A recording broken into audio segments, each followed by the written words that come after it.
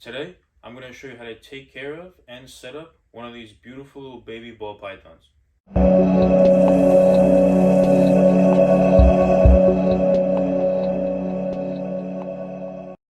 Hey, what's up everybody? My name is Sebastian from Mimo and welcome back to another video. Today we're going to be talking about how to take care of a baby ball python and how to set up a cage for them properly. So ball pythons, for starters, they're pretty easy to get. You'll always see them around and available. They come in tons of different colors, different morphs. They're very laid back, so you can handle them. As you can see, he's just slithering around, not hurting anybody. He's doing great. And I'll show you how to properly take care of them, and we'll start off with what cage you'll need and the setup. So to keep a baby ball python in a cage successfully, you want to keep it in at least a 15 to 20 gallon aquarium or any terrarium that is about that size.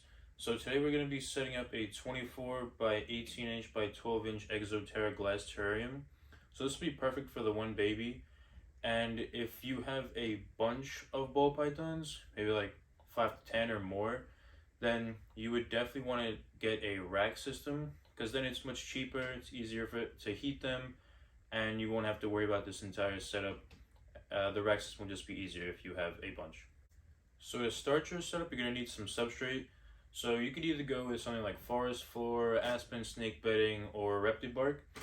But it all depends on your preference, but you do want to make sure that you have something that keeps a decent amount of humidity, because well, pythons do need about 60% humidity to stay healthy and make sure that their shed comes off properly. So to start off, we're going to be going with the reptibark today, because I think that is a good substrate. It will keep the humidity in there. Plus, it will just look nicer than some of the aspen snake beddings or anything like that. So first we'll take off the top, and then after that we'll just grab one of these bags. And I have 3 here, so we'll see how many we need. So you definitely want a decent amount in here. So there we go, as you can see. Now that covers a decent amount of it, realistically. You may honestly just need the one bag here. So just like that, set it up just so there's a decent amount. And just like that, substrate's in. So ball pythons are from West and Central Africa, so you are definitely going to need to heat them up. So in a glass terrarium like this, or an aquarium you'd be keeping them in, you have 2 options. You can either use a heat fixture like this and give it a light bulb that is a good amount for the terrarium and the size of the animal. Or you could do a heat mat, which is 24-hour heat. You stick it to the bottom of the cage and you just let it be on all the time. So for ball pythons, I would recommend using the heat mat, just because ball pythons are pretty shy snakes. They're probably going to be hiding the majority of the time, so they won't really come out to bask all that often. But definitely I would say go with the heat mat for that reason. And you also only want to put it on one side of the cage, so you could have a hot side on one side and a cold side on the other, because you want your ball python to properly thermoregulate. So if he feels like being in the heat, he could be in the heat. If he feels like being in the cold, he could be in the cold, and it would just be way better overall for him. So the hot side you would want at around 90 degrees, I would say. And also just make sure that the heat mat is underneath the hiding spot that he would have here, which we will get into later on in the video. And then the cold side, you keep it around 80-85 degrees, and at nighttime you can also drop down the whole cage to around 80 to 85 degrees. So if that's room temperature, then you don't have to add anything. But if you do live in a place where it is colder than 80 to 85 degrees at night, then you would still need to add the heat. But the heat mat can just be on the whole time, and they would just have that warm spot, and if he wants it to be cold, he'll just go to the cold side. But then if you have a heating system, like for a heating rack, you would need the heat tape for that. But if you just have an aquarium, then this would be perfect for him. Now, just to make sure that your temperatures are always right, you definitely want to pick up a thermometer just to be sure, because you never really want to be guessing that the temperature is right. So you get one of these Zoom thermometers, which they come with these wires, where you can basically just put them wherever in the cage that you would want the temperature. And these sensors right here will tell you on here exactly what the temperature is of that spot. And this particular one also comes with a humidity gauge, so you can put this where you would want to know the humidity, and it will also tell you on the screen here.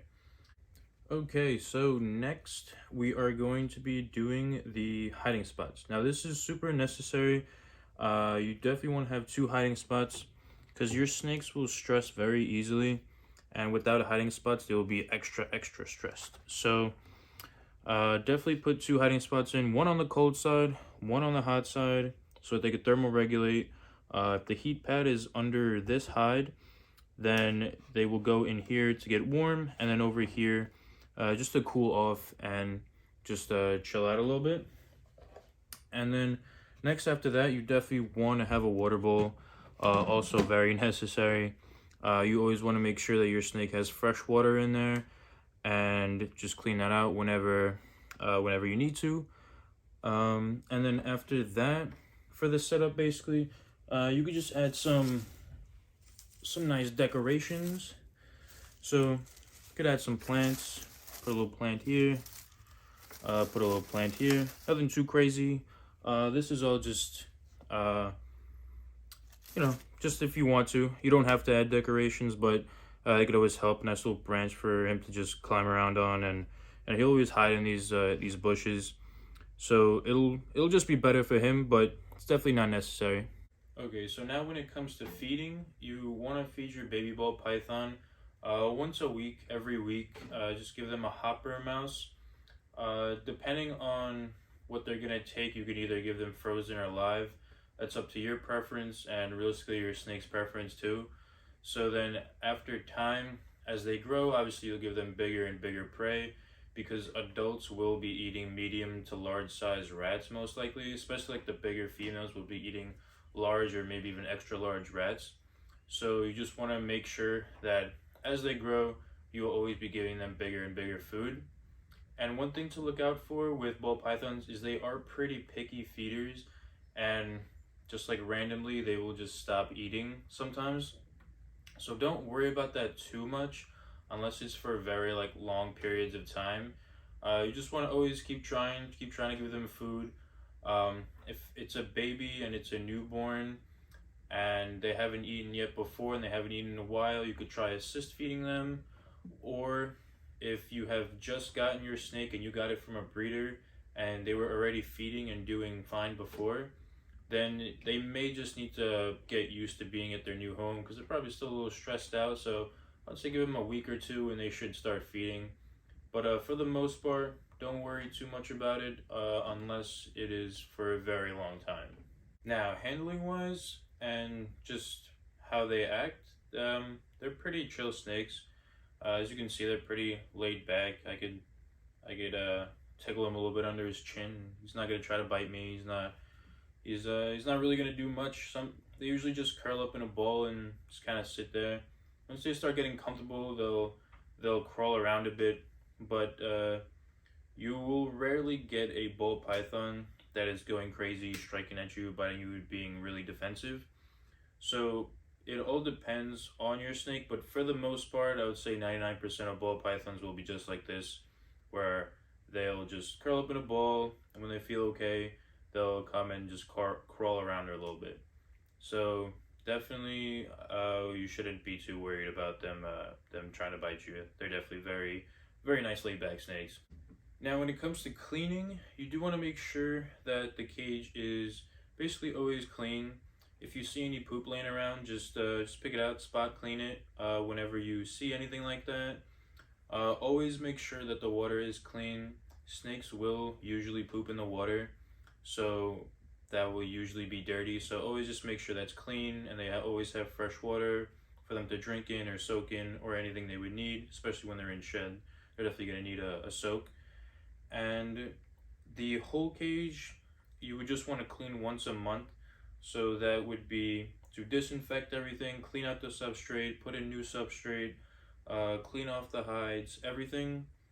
Do that just once a month, and that would be perfect. So in conclusion, ball pythons, I would say, do make good pets. As you can see, they're very easy to handle, pretty tame snakes. They're pretty easy to take care of, but you still want to do it right. So just follow these steps and your ball python will definitely do great. Alright, so that's it for today's video. Thank you everybody for watching. I hope you enjoyed this setup, and I hope that some of these tips were very helpful for you, and I will see you on the next one. Have a good one.